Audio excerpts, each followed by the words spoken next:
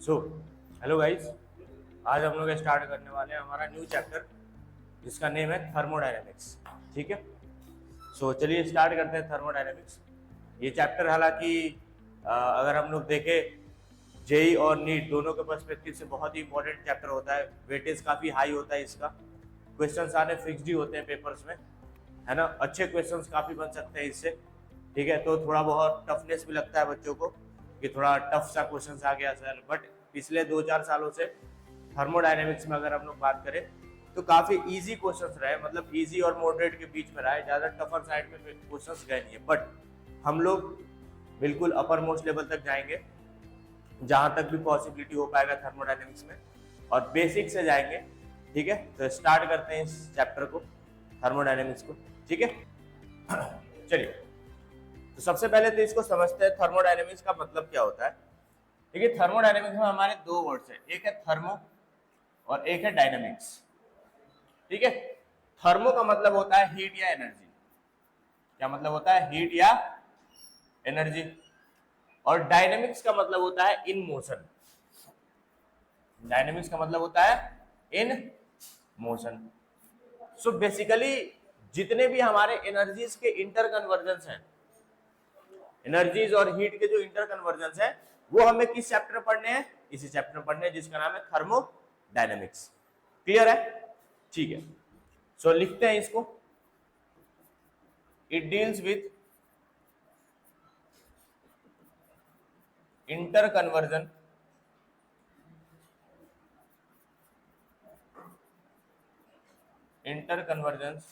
of different forms of energy. Okay, next, it also predicts the feasibility of the reaction. Feasibility का मतलब कि क्या वो reaction possible है या नहीं है। ठीक है, तो ये भी बताता है हमें।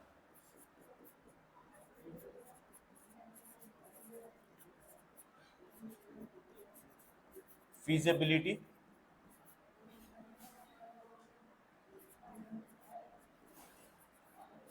of reaction. ठीक है, फिजिबिलिटी का मतलब जैसे बताया ना कि कोई रिएक्शन पॉसिबल है कि नहीं है, ये कौन बताता है हमें? थर्मोडायनेमिक्स में ये सारी चीजें हमें देखनी है। क्लियर है? कोई दिक्कत तो नहीं? ठीक है, चलिए आगे बढ़ते हैं थर्मोडायनेमिक्स में।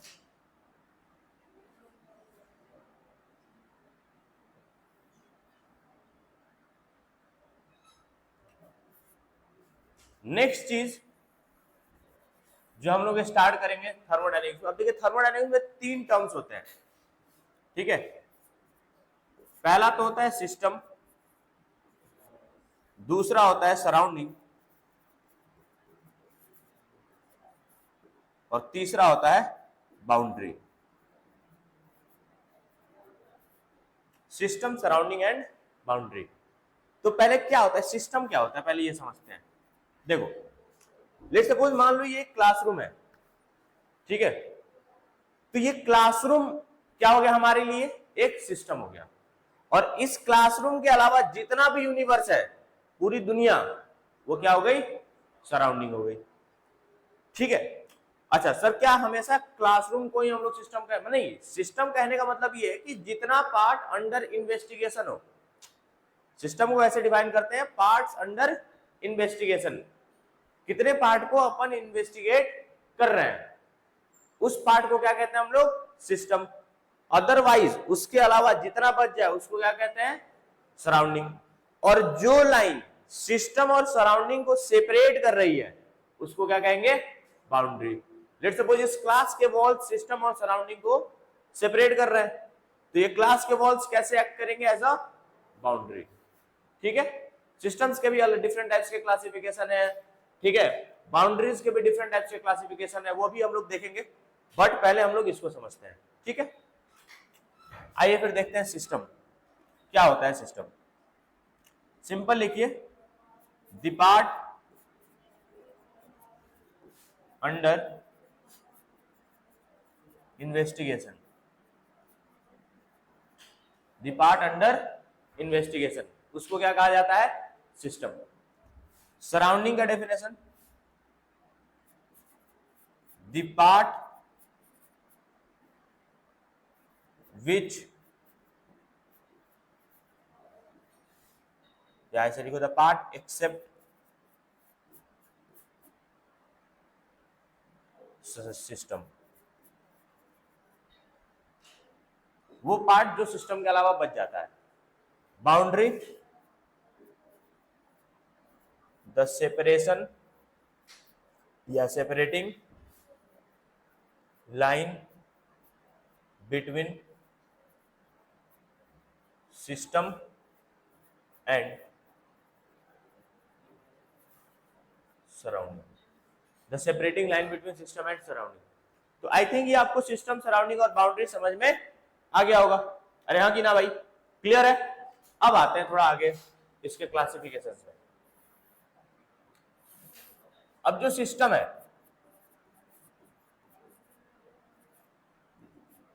इसके 3 पार्ट्स हैं, ठीक है? 3 तरीके के सिस्टम होता है। एक होता है ओपन सिस्टम, ठीक है? पहला क्या होता है? Open system.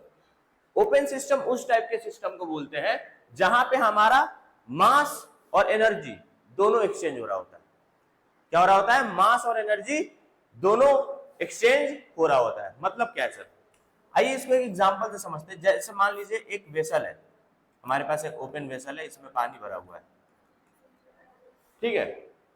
अब इस वेसल को हम लोग क्या, इसके मास को भी चेंज हो सकता है भैया, पानी इवेपोरेट करके चला जाएगा। पानी जो है इवेपोरेट कर सकता है कि नहीं कर सकता है? बड़े आराम से कर सकता है, इसको हीट मिला तो। दूसरी चीज क्या, अभी मान लो सपोज ये ठंडा है, क्या ये गर्म भी हो सकता है? तो एनर्जी का चेंज आया, और पानी इवेपोरेट हो गया तो वॉल्यूम यानी मास का भी चेंज आया। क्लियर हो रहा है? लिखो यहां पे ऐसे, in which energy and mass can be interchangeable या exchangeable.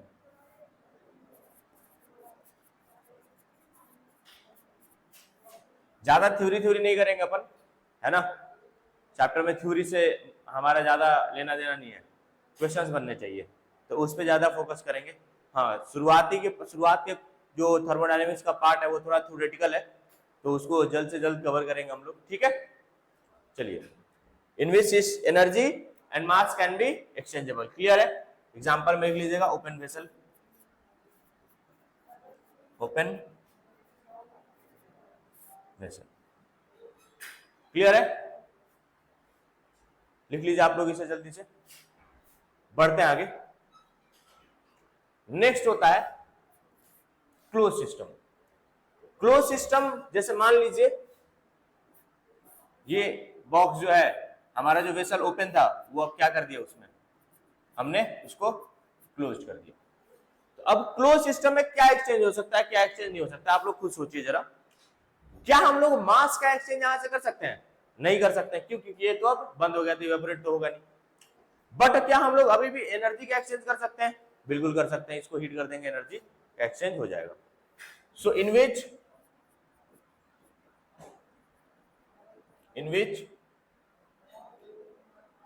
Only energy can be exchangeable,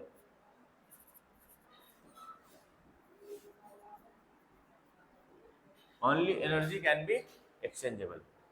clear है? एग्जांपल में लिख लीजिएगा, closed vessel.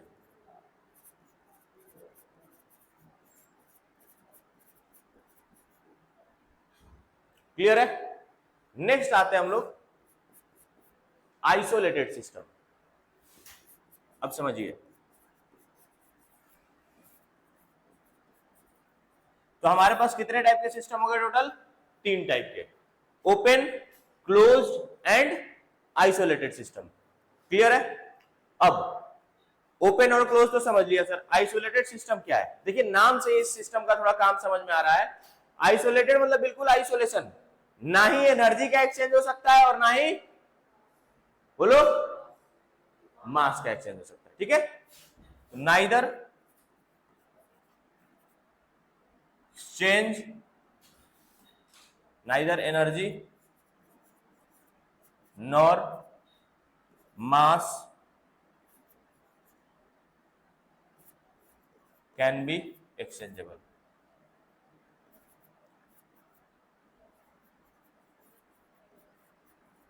Neither energy nor mass can be exchangeable, clear है। अब इसका एग्जांपल की अगर मैं बात करूं तो लिखते हैं हम लोग क्या, थर्मस फ्लास्क। क्या लिखते हैं, thermos flask.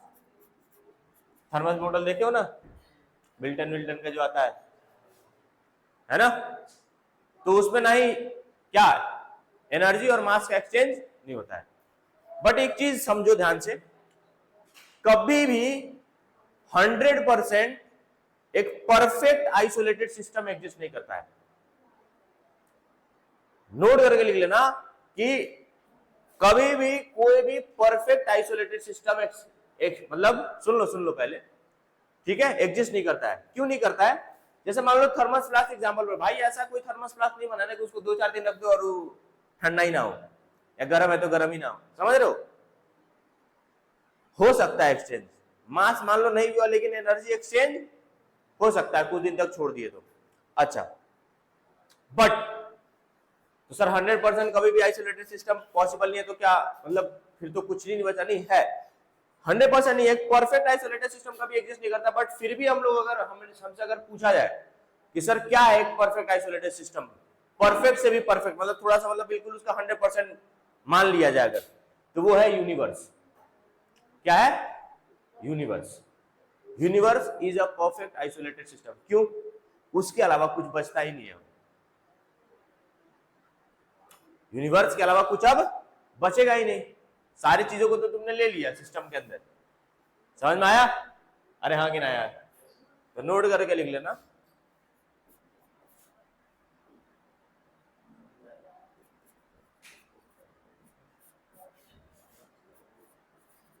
Perfect isolated system does not exist, but फिर भी अगर हम लोगों को लेना हो एक परफेक्ट आइसोलेटेड सिस्टम तो क्या लेंगे, यूनिवर्स। बट ओनली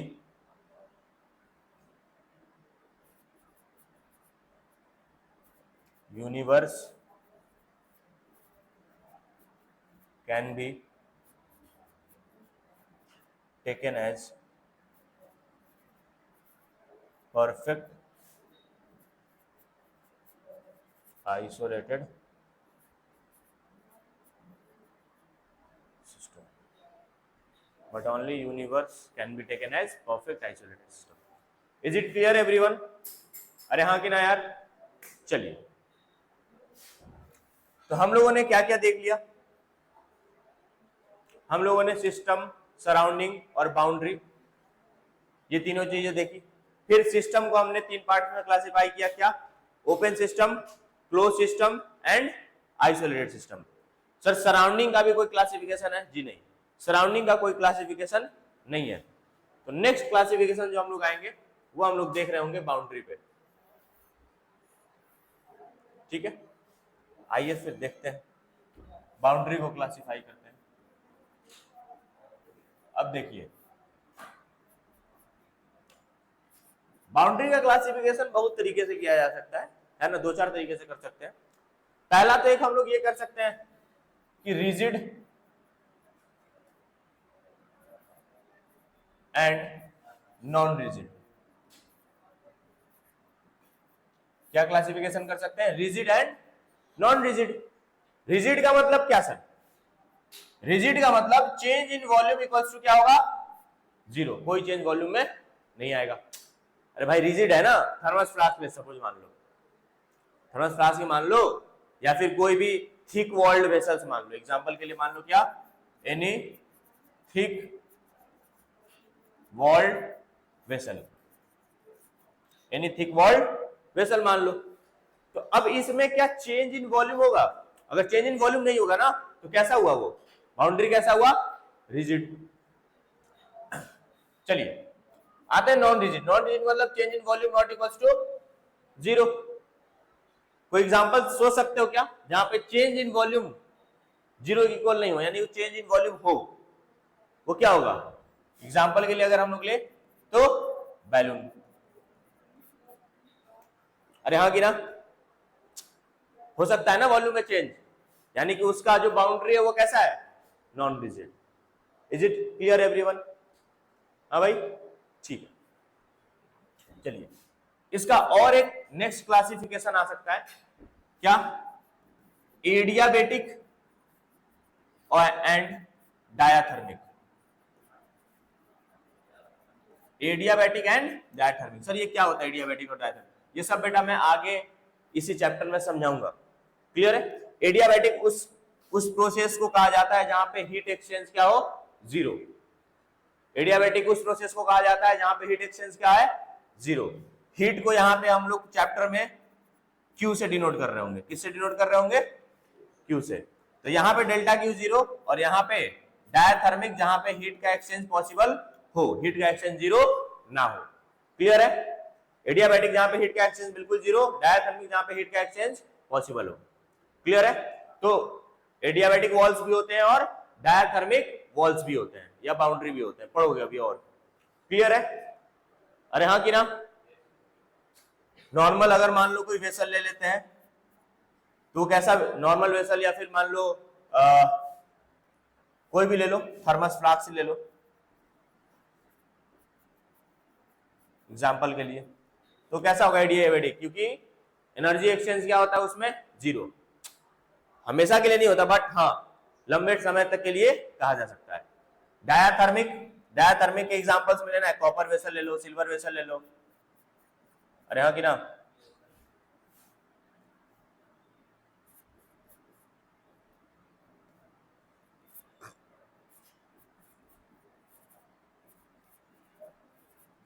ठीक है,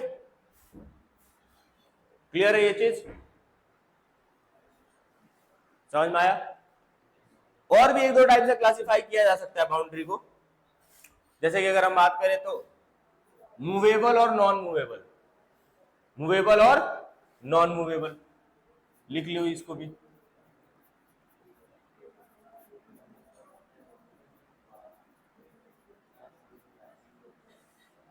मूवेबल नॉन मूवेबल में क्या है सर? अब देखो इसको भी एक एग्जांपल से समझते हैं, ज्यादा बेटर तरीके से समझ पाएंगे हम लोग। जैसे मान लो ये कोई वेसल है, लेट सपोज, ठीक है, ओपन वेसल है, नो डाउट, पानी भरा हुआ है, इसमें कोई दिक्कत वाली बात नहीं है। यहां तक पानी भरा हुआ है, मान लो यहां तक। अब मैं बात करूं इस सिस्टम की, सॉरी बाउंड्री की, तो दो तरीके की बाउंड्री है इस पूरे। क्या भाई? एक तो ये है और एक ये भी है, इसको इमेजिनरी बाउंड्री बोलते हैं। ये मूवेबल है, क्या ये मूव कर सकता है क्या? अरे हाँ कि ना? पानी ऊपर नीचे कर सकते हैं, नहीं कर सकते? बड़े आराम से कर सकते हैं। यानी ये जो बाउंड्री है वो कैसी है? इमेजिनरी बाउंड्री है। मूवेबल कह लो या फिर क्या कह लो? इमेजिनरी। क्लियर है? और ये कैसा, ये जो बाउंड्री है, क्या ये खींच के बड़ा किया जा सकता है क्या? ये जो वेसल की बाउंड्री, इसको खींच के बड़ा कर देंगे क्या? नहीं कर पाएंगे यार, ये मूवेबल नहीं है। तो नॉन मूवेबल या रियल कह लो, क्या कह लो? नॉन मूवेबल और रियल। तो नॉन मूवेबल मूवेबल का क्लासिफिकेशन कह लो, या रियल और इमेजिनरी का क्लासिफिकेशन कह लो, दोनों सेम ही है। क्लियर है क्या? हाँ कि ना भाई? चमक रहा है? ठीक है, अभी बिल्कुल आसान आसान सा पार्ट है, इसको जल्दी जल्दी कवर करके आगे बढ़ेंगे हम लोग। चले बढ़े आगे, लिखना है पीछे तो लिख लीजिए आप लोग एक बार।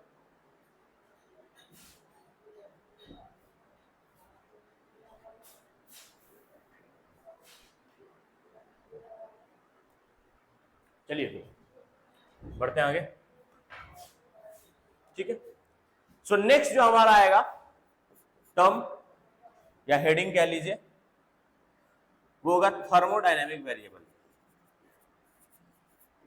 Thermodynamic variables.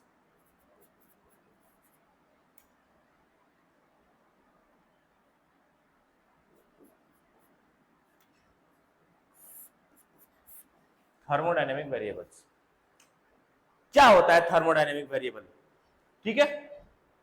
थर्मोडायनेमिक वेरिएबल को समझने से पहले कुछ टर्म है, हम लोग थोड़ा पहले वो समझ लेते हैं एक बार ना, ठीक है। अच्छा चल आ जाओ, पहले यही देख लो भाई। थर्मोडायनेमिक वेरिएबल वो वेरिएबल है जो स्टेट को चेंज कर दे सिस्टम के। किसको चेंज कर दे? स्टेट को। समझ में आ रहा है? Which can change, which can change the state of a system, state of a system. Clear है? एग्जाम्पल के लिए अगर मैं बात करूं तो क्या क्या हो सकता है? प्रेशर, टेम्परेचर, वॉल्यूम, इंथैल्पी, ये सब पढ़ेंगे अभी हम लोग इस पूरे चैप्टर में डिटेल में, ठीक है। तो ये सारे क्या है? थर्मोडायनेमिक वेरिएबल है। क्या है ये? थर्मोडायनेमिक वेरिएबल है। अब आइए,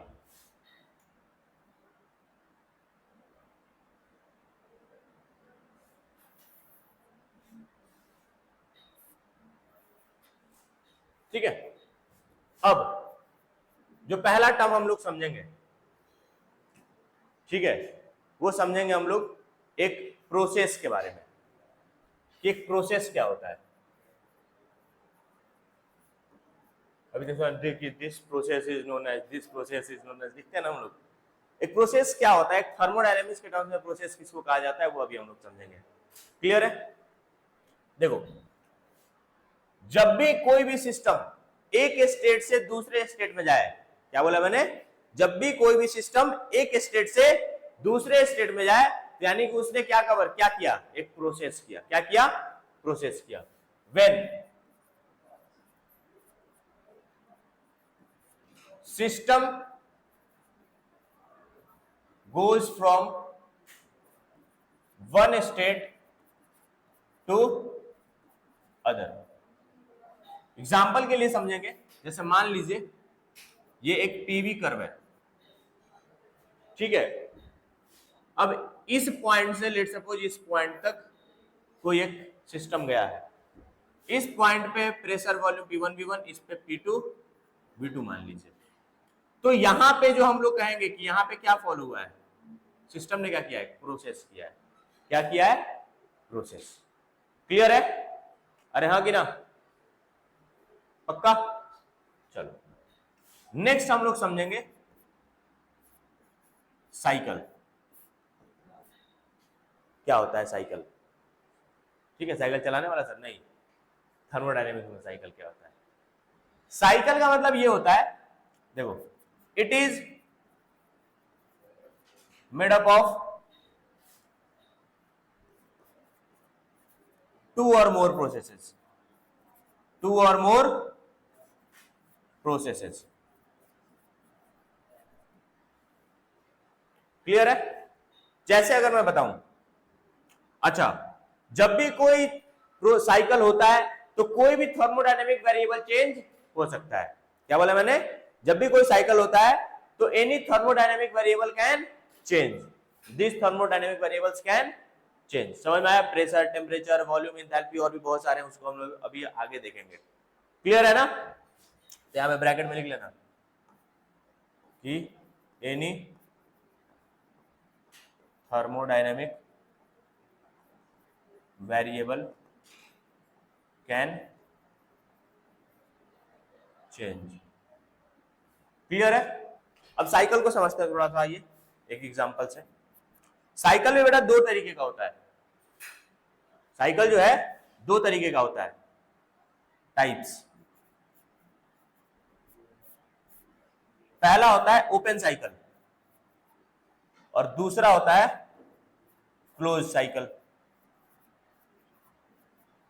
ओपन साइकिल और क्लोज साइकिल। ओपन साइकिल को देखिए, जैसे मान लीजिए ये पीवी कर्व है, पीवी ग्राफ बना रहे हैं हम लोग। ओपन साइकिल का मतलब होता है जहां पे इनिशियल और फाइनल पॉइंट सेम ना हो। क्या होता है ओपन साइकिल? जहां पे इनिशियल और फाइनल पॉइंट सेम ना हो। क्लियर है? वही अगर मैं बात करूं क्लोज साइकिल की, तो क्लोज साइकिल उस साइकिल को बोलते हैं जहां पे इनिशियल और फाइनल पॉइंट सेम हो। जहां पे इनिशियल और फाइनल पॉइंट सेम हो। क्लियर है?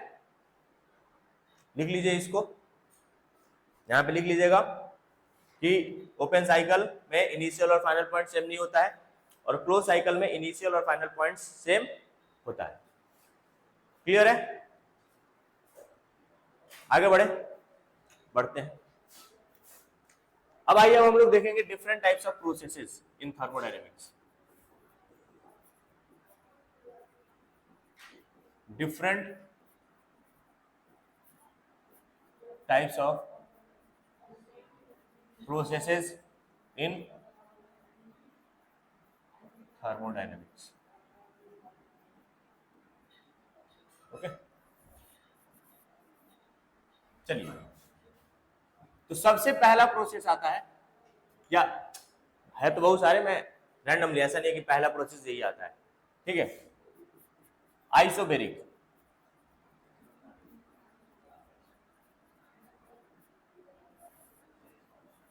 Isobaric process. आइसोबेरिक प्रोसेस उस प्रोसेस को बोलते हैं जहां पे प्रेशर क्या होता है? कांस्टेंट। अब इस प्रोसेस को थोड़ा ध्यान से समझिएगा, बहुत लोग गलती कर देते हैं इसको समझने में। मैंने क्या बोला? आइसोबेरिक प्रोसेस उस प्रोसेस को बोला जाता है where pressure remains constant. Where pressure remains constant, यानी जो P है, P वो क्या है? कांस्टेंट है। लोग डेल्टा P को भी कांस्टेंट बोल देते हैं, तो ये गलत है। समझो, प्रेशर कांस्टेंट का मतलब ये नहीं कि चेंज इन प्रेशर कांस्टेंट होगा। प्रेशर कांस्टेंट का मतलब कि चेंज इन प्रेशर क्या होगा? जीरो। समझ में आया? अरे भाई, बढ़ घट तो रहा है, समझ में आ रहा है? प्रेशर मान लो ये प्रेशर का ग्राफ होगा, लेट्स सपोज ऐसे जा रहा है, तो इस पॉइंट पे तुम, और ये प्रेशर है, वाई एक्सिस पे प्रेशर है, और ये ऐसे ग्राफ है, ये हो गया वाई एक्सिस, ये प्रेशर है, और ये बिल्कुल कांस्टेंट है, बट ये बढ़ तो रहा है, तो चेंज इन प्रेशर क्या हुआ? क्लियर है? तो कांस्टेंट और जीरो में थोड़ा फर्क है, तो समझते रहिएगा।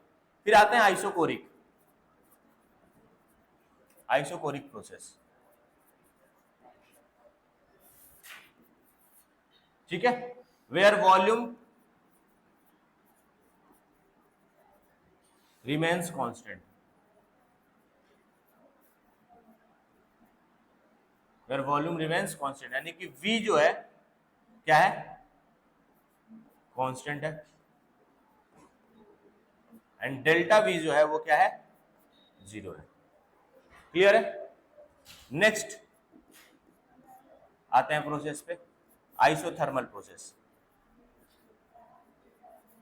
आइसोथर्मल, बातचीत नहीं, आइसोथर्मल प्रोसेस। आइसोथर्मल प्रोसेस क्या होता है? जहां पे टेम्परेचर कांस्टेंट होता है। क्या होता है? Temperature constant. Where temperature remains constant. अगर टेम्परेचर कांस्टेंट है, दैट मींस क्या भाई? T हो गया कांस्टेंट, और डेल्टा T हो गया जीरो। क्लियर है? नेक्स्ट आते हैं हम लोग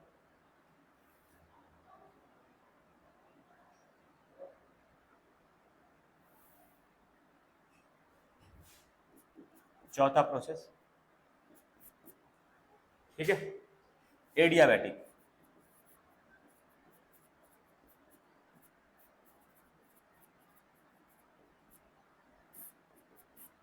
एडियाबैटिक अभी मैंने समझाया, पीछे बताया था। क्या, जहां पे हीट क्या हो, कांस्टेंट, और हीट कांस्टेंट और हीट एक्सचेंज क्या हो, जीरो, यानी डेल्टा क्यू क्या हो, जीरो। व्हेन हीट या एनर्जी जो भी कह लो रिमेन्स कांस्टेंट,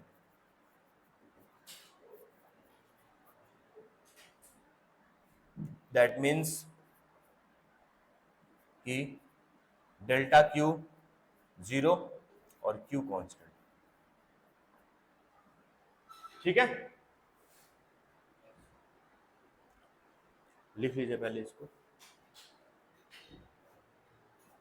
चलिए, सो अभी तक हम लोगों ने क्या देखा, अभी तक हम लोग कुछ टर्म्स देख रहे थे, क्या क्या है थर्मोडायनेमिक टर्म्स। ठीक है, टर्म्स को समझते गए। अभी थर्मोडायनेमिक वेरिएबल में जंप नहीं किया अभी हम लोगों ने। ठीक है, तो अब स्टार्ट करेंगे अब हम लोग थर्मोडायनेमिक, बढ़िया से थर्मोडायनेमिक वेरिएबल। ठीक है, क्योंकि थर्मोडायनेमिक वेरिएबल को समझने से पहले वो सारे टर्म समझने जरूरी थे आप लोगों को। ठीक है, अब आते हैं थर्मोडायनेमिक वेरिएबल। अब थर्मोडायनेमिक वेरिएबल का दो तरीके का हमारा क्या है, क्लासिफिकेशन है। एक है पाथ डिपेंडेंसी, एक है मास डिपेंडेंसी। ठीक है, समझो।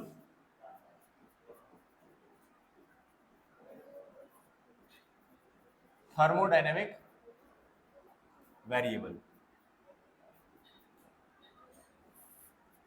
ठीक है, इसका दो क्लासिफिकेशन हम लोग यहां दिख रहा होगा। ठीक है, एक होगा अपना पाथ डिपेंडेंसी, एक होगा अपना मास डिपेंडेंसी।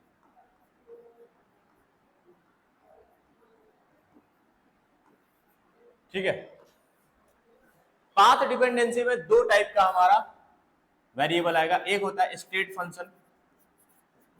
फंक्शन आएंगे, एक होता है पाथ फंक्शन। ठीक है, स्टेट फंक्शन उस फंक्शन को बोलते हैं which depends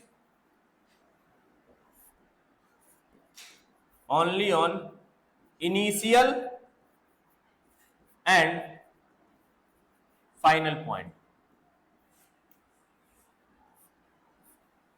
which depends only on initial and final point, उसको क्या कहते हैं हम लोग, स्टेट फंक्शन। वही पाथ फंक्शन की बात करूं अगर मैं, तो which depends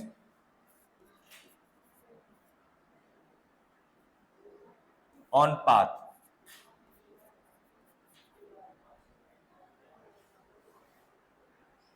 through which system goes, जिस पाथ से सिस्टम जा रहा है उस पाथ पे डिपेंड करता है, थ्रू विच सिस्टम गोज।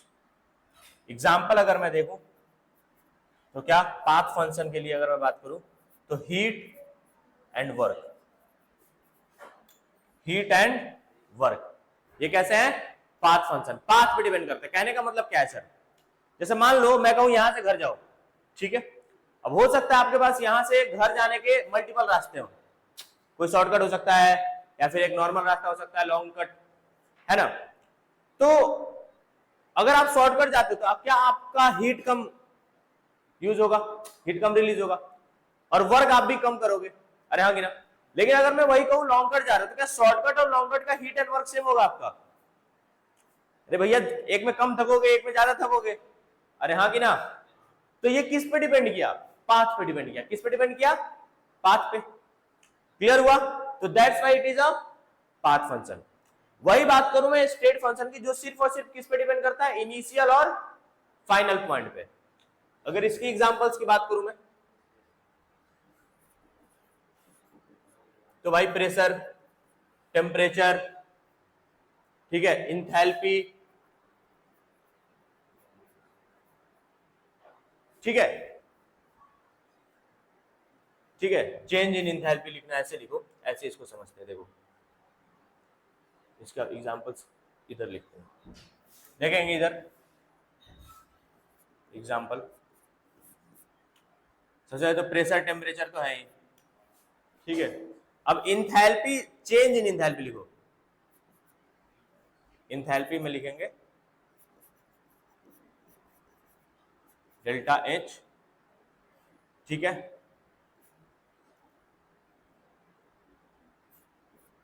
फिर इंटरनल एनर्जी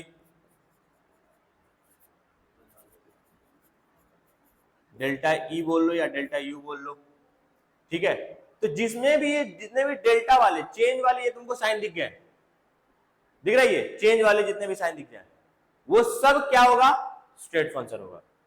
सब क्या होगा, स्टेट फंक्शन।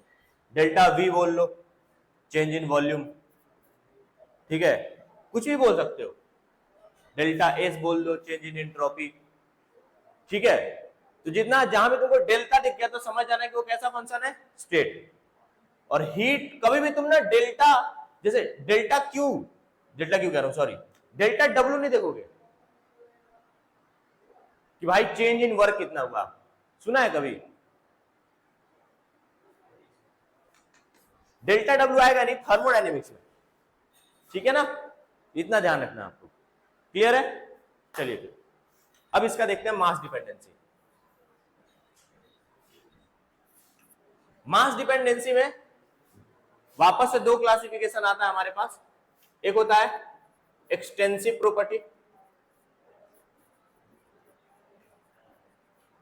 और दूसरा होता है इंटेंसिव। तो पहले एक्सटेंसिव को समझते हैं, क्या होता है एक्सटेंसिव। which is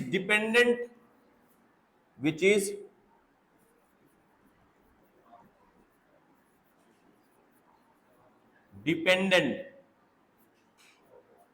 of मास। उस प्रॉपर्टी को क्या कहेंगे, एक्सटेंसिव प्रॉपर्टी, जो मास पे डिपेंड करती है। मास कह लो या अमाउंट कह लो, जो अमाउंट पे डिपेंड करती है, मास पे डिपेंड करती है। समझ पा रहे हो? वही मैं बात करूं इंटेंसिव प्रॉपर्टी की।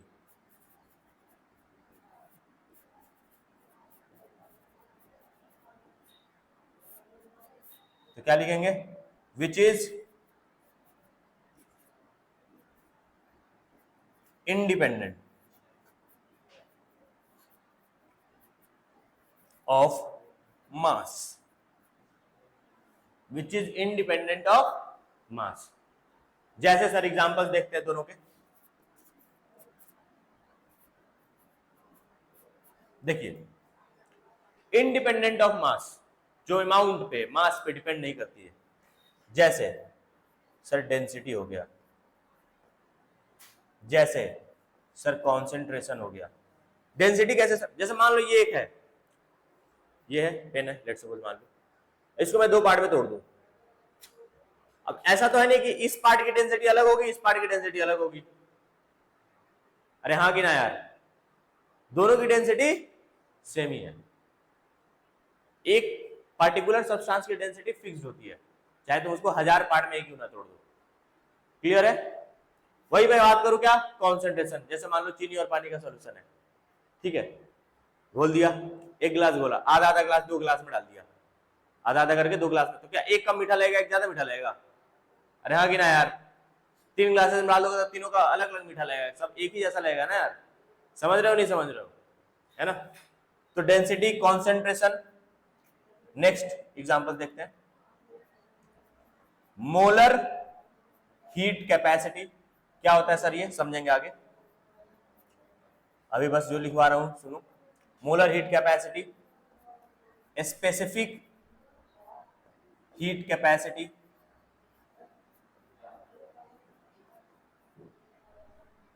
ठीक है। ये सारे किस में आ जाते हैं, अपने इंटेंसिव प्रॉपर्टी में। वही अगर मैं बात करूं एक्सटेंसिव प्रॉपर्टी की, क्या क्या आ जाएगा सर, बताइए जरा। इस हिसाब से कोई एक फिजिकल क्वांटिटी बताइए जो चेंज हो सकता है, मास पे डिपेंडेंट हो, जो सोचिए जरा आप लोग।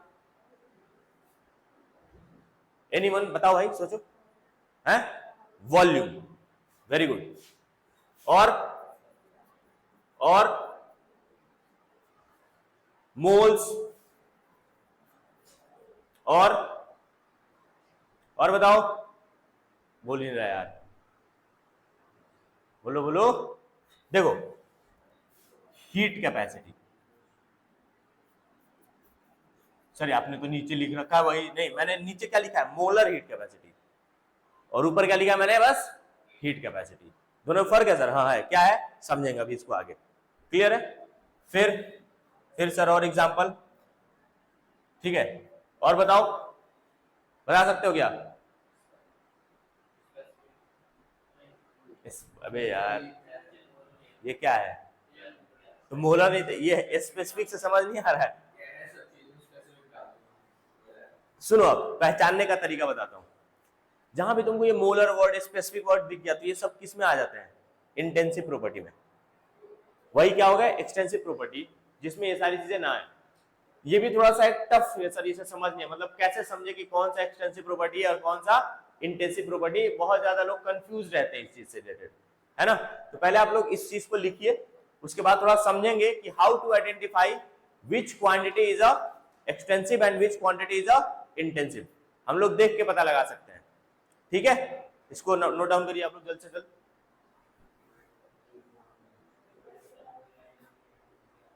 चलिए फिर आइए समझते हैं how to identify, how to identify. देखो इसको समझ लो, कभी दिक्कत नहीं होगा एक्सटेंसिव और इंटेंसिव प्रॉपर्टी को ढूंढने में, है ना। बहुत बार पेपर में पूछ देता है आसान आसान सवाल कि ऑप्शन दे देगा कि which of the following are intensive property या which of the following are not extensive property. ऐसे क्वेश्चंस भी आप लोग पीवाईक्यू जब हम लोग करेंगे तो देखेंगे। क्लियर है? चलिए देखिए, मान लीजिए ये एक बॉक्स है, ठीक है। इस बॉक्स को मैंने दो पार्ट में डिवाइड कर दिया, divide in two equal parts. अच्छा, इस बॉक्स में क्या क्या क्वांटिटीज है हमारे पास, ये भी एक बार देख लेते हैं, ठीक है। देख लीजिए, pressure, volume, temperature, moles, heat, S से एंट्रोपी, यू से इंटरनल एनर्जी, ठीक है, कॉन्सेंट्रेशन, डेंसिटी। क्या होता है density? Mass by mass per unit volume. वही कॉन्सेंट्रेशन क्या होता है बताओ? मोल्स अपॉन वॉल्यूम, ठीक है। अब देखो, अगर मैं इस बॉक्स को, इस डब्बे में इतनी सारी क्वांटिटीज है मान लो, ठीक है। अब मैं इसको आधा डिवाइड करूं तो क्या क्या आधा हो जाएगा? अब जो जो आधा हो जाएगा क्या वो एक्सटेंसिव प्रॉपर्टी होगा? क्योंकि वो मास पे डिपेंड करेगा। अरे हाँ कि ना यार, चेंज हो रहा है ना, आधा हो रहा है। क्या क्या आधा हो सकता है? तो क्या अगर मैं इस बॉक्स को आधा कर दूं तो क्या हमारा प्रेशर आधा हो जाएगा? नहीं होगा, प्रेशर एज इट इज रहेगा सर। बहुत बढ़िया। क्या वॉल्यूम आधा हो जाएगा? बिल्कुल हो जाएगा। क्या मोल्स आधे हो जाएंगे? बिल्कुल हो जाएगा। क्या टेम्परेचर आधा हो जाएगा? नहीं होगा। अरे हाँ कि ना यार, क्या मास आधा हो जाएगा? बिल्कुल हो जाएगा। क्या हीट आधा हो जाएगा? बिल्कुल हो जाएगा। भाई मान लो तुमको पहले इस पूरे की गर्मी लग रही थी, आधा कर दिया तब इतना ही पार्ट का गर्मी लगेगा ना, ठीक है। क्या एंट्रोपी आधी हो जाएगी? बिल्कुल हो जाएगी। क्या इंटरनल एनर्जी आधी हो जाएगी? बिल्कुल हो जाएगी। क्या कॉन्सेंट्रेशन आधा होगा? नहीं होगा। क्या डेंसिटी आधा होगा? नहीं होगा। तो जो जो चीजें आधी हो गई है वो सारे क्या हो गए? एक्सटेंसिव। और जो जो चीजें चेंजेस नहीं हुई है वो क्या हो गया? इंटेंसिव।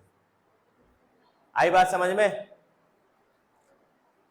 अरे हाँ कि ना यार, गिव्स फ्री एनर्जी इसी में लिख लो, गिव्स फ्री एनर्जी वगैरह, gives free energy, G G for gives free energy, ये सब पढ़ेंगे अभी आगे। तो वो भी आधा हो जाएगा क्या? बोलो। बिल्कुल हो जाएगा, ठीक है। तो राइट इट डाउन। ये तरीका है, एक तरीके से आप आइडेंटिफाई कर सकते हैं कि कौन सा प्रॉपर्टी एक्सटेंसिव है, सॉरी कौन सा क्वांटिटी एक्सटेंसिव है और कौन सा इंटेंसिव है, ठीक है। चलिए लिख लीजिए इसको।